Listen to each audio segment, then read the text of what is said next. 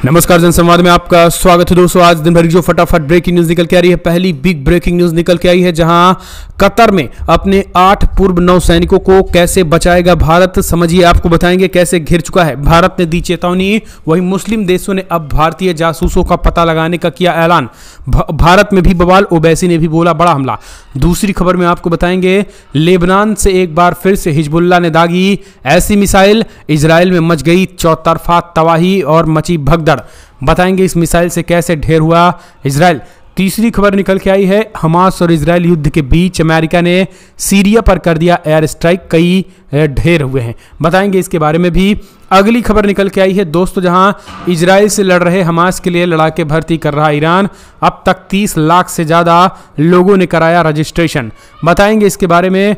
माहौल जो है वो काफ़ी ज़्यादा तनावपूर्ण, यानी 30 लाख से ज़्यादा लड़ाके युद्ध लड़ने को तैयार। तो एक एक करके विस्तार से बताएंगे। और आज जुमे की नमाज को लेकर के कर दिया गया है बड़ा ऐलान।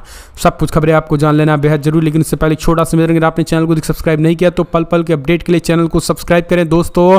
दरअसल पहली बड़ी खबर निकल के आई है फिलहाल कतर में। आपको बता दें, कतर ने भारत के 8 पूर्व नौसैनिकों को फांसी की सजा सुनाए जाने के बाद भारत में बवाल। भारत सरकार ने दी चेतावनी तो असदुद्दीन ओवैसी ने भी पूछ लिए सवाल।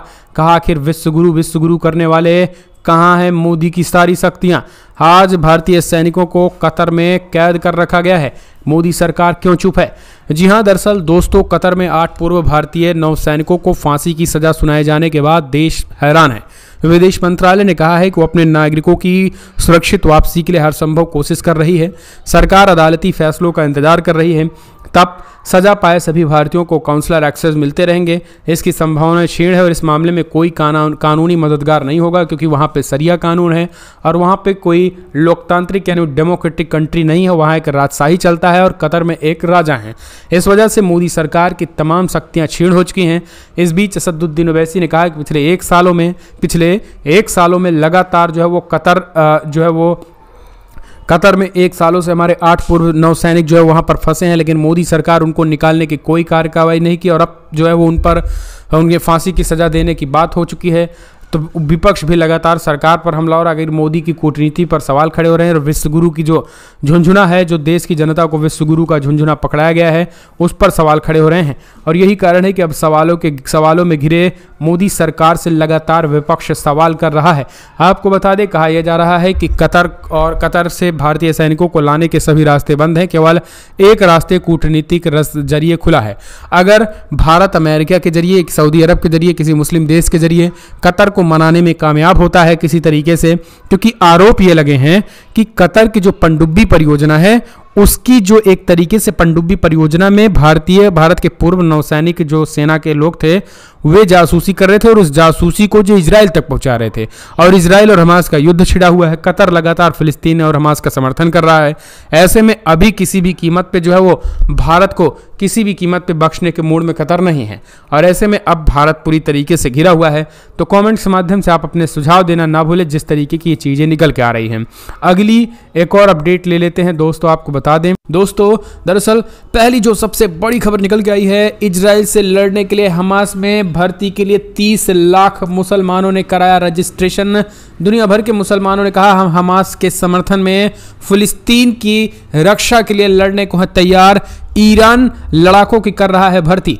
दरअसल ईरान के रिवोल्यूशनरी गार्ड ने गाजा पट्टी में इजराइल के खिलाफ युद्ध में शामिल होने के लिए एक विशाल भर्ती अभियान शुरू किया है। इस ऑपरेशन को अलक्सा फ्लड कहा गया है। इजरायली क्षेत्र पर 7 अक्टूबर को हुए हमले से पहले जारी किए गए हमास के ऑडियो और वीडियो संदेश को सोशल मीडिया नेटवर्क, राज्य टेलीविजन के साथ साथ सेलफोन पर SMS के माध्यम से चलाया गया है। आधिकारिक मीडिया द्वारा उपलब्ध कराए गए आंकड़ों के मुताबिक जो है वो इजराइल से लड़ने के लिए 30 लाख से अधिक उम्मीदवार पहले ही रजिस्ट्रेशन करा चुके हैं। इस प्रकार का अभियान हमास और यहूदी राज्य के बीच हर टकराव के बाद होता है, लेकिन इस बार अब अभूतपूर्व समर्थन मिलता नजर आ रहा है। जिसके बाद से ये चीज़ें कही जा रही हैं कि अगर इन लड़ाकों को ट्रेनिंग दे करके उनके हाथों में हथियार देकर इजराइल भेज दिया जाए तो इजराइल खुद ही कब्रिस्तान बन जाएगा और इजराइल का जो सपना है कब्जा करने का वो पूरी तरीके से अधूरा रह जाएगा। गाजा में आपको बता दें दी जाने वाली वित्तीय सहायता के बीच ईरान ने ये पूरी मदद का भरोसा दिया है। ईरान ने सीधे तौर पर यह कहा है कि खुली भर्ती पिछले 15 दिनों से चल रही है और अब तक 30 लाख से ज़्यादा लोगों ने रजिस्ट्रेशन करा लिया है हमास के समर्थन में लड़ने के लिए। उनका कहना है कि किसी भी कीमत पे मुस्लिम अब यह लड़ाई जो है वो इजराइल हमास और फिलिस्तीनियों की नहीं, ये लड़ाई जो है वो अब इस्लाम की हो चुकी है। ये सीधे तौर पर उन्होंने, क्योंकि जिस तरीके से आपको बता दें अलक्सा फ्लड नाम दिया गया और ये जो लड़ाई है वो अलक्सा को बचाने के लिए, अलक्सा स्ट्रॉम के नाम से अलक्सा बचाने के लिए है। इस वजह से दुनिया भर के तमाम 30 लाख मुसलमानों ने हमास के समर्थन में लड़ने का ऐलान कर दिया है और वो ईरान पहुंच रहे हैं। एक और खबर, लेबनान से हिजबुल्लाह ने दागी ऐसी खूंखार मिसाइल कि इजराइल में मच गई तबाही। हमास युद्ध के 20वें दिन प्रवेश कर गया है और इसी बीच अब सिर्फ हमास और इजराइल ही नहीं, लेबनान के हिजबुल्लाह संगठन भी कूदा हुआ है। हिजबुल्लाह के रॉकेट के जवाब में इजराइल बमबारी कर रहा है, लेकिन हिजबुल्लाह भी रुकने को तैयार नहीं है। अब लेबनान बॉर्डर से हिजबुल्लाह ने एक ऐसी एंटी टैंक गाइडेड मिसाइल दागी है जिससे इजराइल में तबाही मच गई है। हिजबुल्लाह लगातार इजराइल पर रॉकेट अटैक कर रहा है, लेकिन लेबनान से मौजूदा हिजबुल्लाह ने पहली बार सरफेस टू एयर मिसाइल दाग कर इजराइल की टेंशन बढ़ा दी है। दरअसल इजराइल पर एक ड्रोन हिजबुल्लाह के ठिकानों की रेकी कर रहा था, तभी हिजबुल्लाह ने सरफेस टू एयर मिसाइल भारी मारी जिससे इजरायली डिफेंस फोर्सेस के जो एक तरीके से ड्रोन थे वो तबाह हो गए। अब एक बड़े हमले को पूरी तरीके से हिजबुल्लाह ने नाकाम कर दिया। हिजबुल्लाह की मिसाइल से इस अटैक से अब इजराइल कंफ्यूज है कि अगर हम हवा से किसी भी तरीके से मार भी करने की कोशिश करते हैं तो सरफेस टू एयर मिसाइल पूरी तरीके से इजराइल के उन हेलीकॉप्टर्स हों या ड्रोन हों उनको तबाह कर देगी। ऐसे में अब इजराइल के लिए एक नई चिंता है, क्योंकि दोस्तों आपको बता दें देखा जाए तो अगर हमास और फिलिस्तीन में तबाही, जो गाजा पट्टी में तबाही इजराइल मचा रहा है, तो अपने हवाई रॉकेट्स के जरिए, हेलीकॉप्टरों के जरिए, फाइटर जेट के जरिए और अपने ड्रोन के जरिए वो तबाही मचा रहा है। लेकिन अगर ये चीज़ें जो है लेबनान पे अप्लाई करने की कोशिश की तो हमास के पास सरफेस टू एयर मिसाइल है। इस वजह से अब जिस तरीके से उसने ड्रोन को तबाह किया है, सरफेस टू एयर मिसाइल मारने के बाद, ड्रोन को अटैक के बाद अब इजराइल सरकार कंफ्यूज है कि लेबनान में ये शायद फार्मूला ना चल पाए और हिजबुल्लाह उनसे नाकाम कर दिया। एक और खबर निकल के आई है दोस्तों, मिडिल ईस्ट में हुए अमेरिकी हमले के बाद अमेरिका ने भी सीरिया पर की भीषण एयर स्ट्राइक। कई आतंकी संगठनों को कहा कि हम ध्वस्त कर दिए हैं, जो कि ईरान समर्थित संगठन थे। दरअसल इजराइल और हमास युद्ध के बीच अब अमेरिका ने सीरिया पर एयर स्ट्राइक कर दिया जोरदार। अमेरिकी सैन्य विमानों ने पूर्वी सीरिया में ईरान समर्थित लड़ाकों पर हमले किया है। इन हमलों ने हाल ही में इराक और सीरिया में अमेरिकी सैनिकों पर 1 दर्जन से अधिक रॉकेट और ड्रोन हमले किए थे। पेंटागन की रिपोर्ट के मुताबिक उन हमलों में 20 से अधिक अमेरिकी सैनिक घायल हुए थे। सीरिया ये एयर स्ट्राइक उन्हीं हमलों का जवाब है। रक्षा सचिव लॉयड ऑस्टिन ने कहा है कि आज राष्ट्रपति जो बाइडेन के निर्देश पर अमेरिकी सैन्य बलों ने पूर्वी सीरिया में ईरान के इस्लामिक रिवॉल्यूशनरी गार्ड और इससे जुड़े समूहों के ठिकानों पर हमले हुए हैं। उन्होंने कहा है कि 17 अक्टूबर से शुरू हुए ईरान समर्थित मिलिशियाई समूहों द्वारा इराक और सीरिया में अमेरिकी सैनिकों के खिलाफ चल रहे हमलों का जवाब दिया है। तो ये ईरान समर्थित ठिकानों पर अटैक किया है अमेरिका, यानी समझिए अमेरिका और इजराइल दोनों युद्ध में कूद चुके हैं। एक और खबर निकल के आई है, आज है शुक्रवार, जुमे की नमाज के बीच हमास ने की मुस्लिम समाज से बड़ी अपील। इजराइल की सेना ने बीते 24 घंटे में एयर स्ट्राइक में गाजा में लगभग 300 से ज़्यादा ठिकानों को ध्वस्त किए हैं, जिसमें 500 के करीब लोगों की, निर्दोष लोगों की निर्मम मौत हुई है। इस पूरे मामले में आपको बता दें इजराइल और हमास सरफेस टू एयर, जमीन से हवा मार करने की तैयारी, मिसाइल और मिसाइल पोस्ट पे हमले तबाह किए। इन सब के बीच आपको बता दें हमास ने इस्लामिक देशों के लोगों से अपील की है। हमास ने फिलिस्तीनी, अरब और मुसलमानों से राफा बॉर्डर क्रॉस खोलने के लिए शुक्रवार यानी आज विरोध प्रदर्शन करने का आह्वान किया। अपने टेलीग्राम चैनल पर हमास ने लिखा कि हमास का लक्ष्य गाजा पट्टी में नागरिकों और बच्चों और महिलाओं की जान बचाने के लिए क्रॉसिंग खोलने और तत्काल राहत और चिकित्सा सहायता और ईंधन को लाने के लिए हर संभव में दबाव डालना।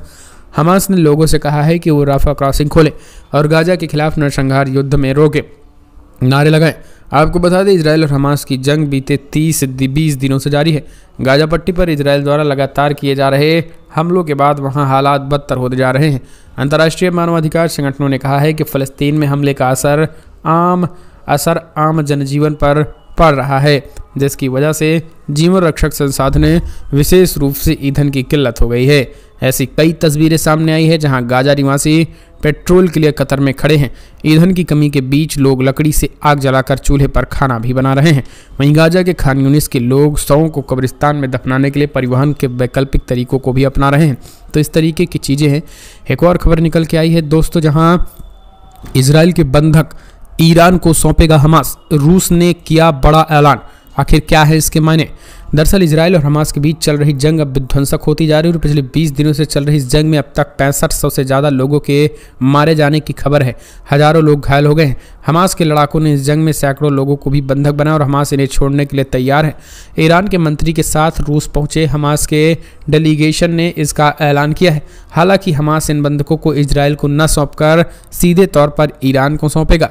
गुरुवार को हमास के एक प्रतिनिधि मंडल ईरान के विदेश मंत्री के साथ रूस पहुंचा। मॉस्को में रूस के विदेश मंत्रालय में पुतिन के विशेष दूत मिखाइल वोगादुनोव के साथ बैठक हुई। इस मुद्दे का मुख्य एजेंडा गाजा पट्टी में इजराइल की तरफ से लगातार हो रहे हमले को रोकने को लेकर था।